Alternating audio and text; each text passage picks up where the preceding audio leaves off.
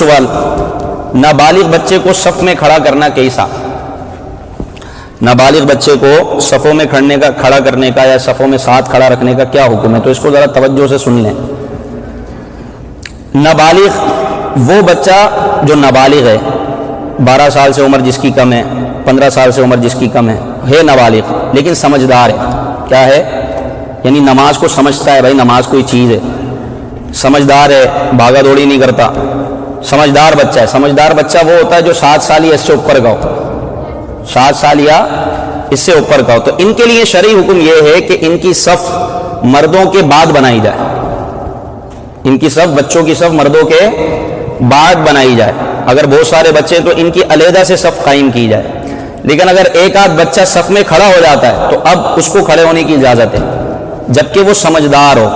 سمجھدار ہونے کی شرط ہے، نماز کو سمجھتا ہو، کچھ سمجھ بوجھ ہو اس کو کہ بھائی نماز کوئی عبادت ہے، اللہ تعالیٰ نے فرض کی ہے مسلمانوں پر۔ تو اگر وہ صف میں کھڑا ہو جاتا ہے تو اس کے کھڑے ہونے میں کوئی حرج نہیں، جبکہ وہ سمجھدار ہو، ہے نابالغ لیکن ہے سمجھدار، 7 سال یا اس سے بڑی عمر کا ہے۔ تو اب ایسی صورت میں برابر والے کی بھی نماز فاسد نہیں ہوگی، نہیں ٹوٹے گی، پیچھے والے کی بھی نہیں ٹوٹے گی، تو اس کا صف میں کھڑا ہونا درست ہے۔ لیکن اس میں احتیاط یہ ہے کہ اس کو صف کے درمیان میں، بیچ میں کھڑا نہ کریں بلکہ کونے میں بھیج دیں، ٹھیک ہے۔ حکم یہ ہے کہ امام کے قریب بالغ افراد کھڑے ہوں، بالغ افراد وہ کھڑے ہوں۔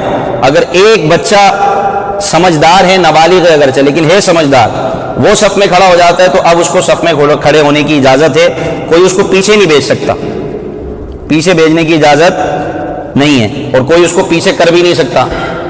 ہاں جو نا سمجھ بچہ ہے، اس کو پتہ ہی نہیں ہے نماز بھی کوئی چیز ہے، وہ پیمپر پہن کے آ گیا اگر مسجد میں، اماں نے بول دیا، ابا لے کر چلے گئے، اب وہ ذرا کبڈیاں کر رہا ہے تو بھاگ رہا ہے، دوڑ رہا ہے، ایسے بچے کو صف میں کھڑا نہیں کر سکتے آپ۔ سمجھ آ رہی ہے بات؟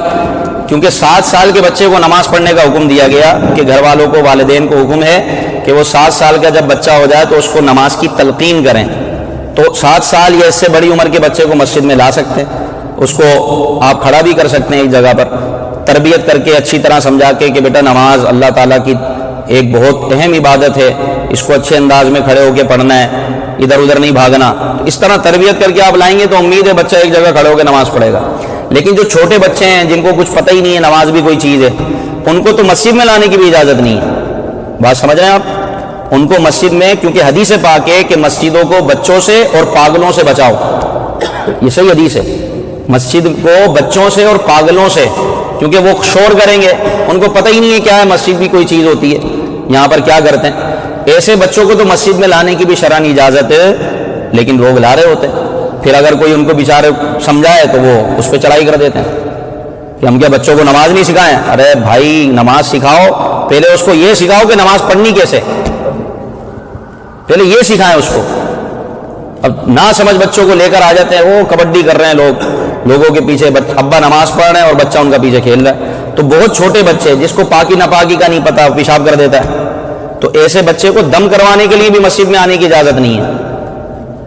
ایسے بچے کو اگر امام سے دم کروانا امام صاحب سے، تو وہ مسجد کے دروازے پہ کھڑا رہے، امام صاحب وہاں جا کے دم کریں۔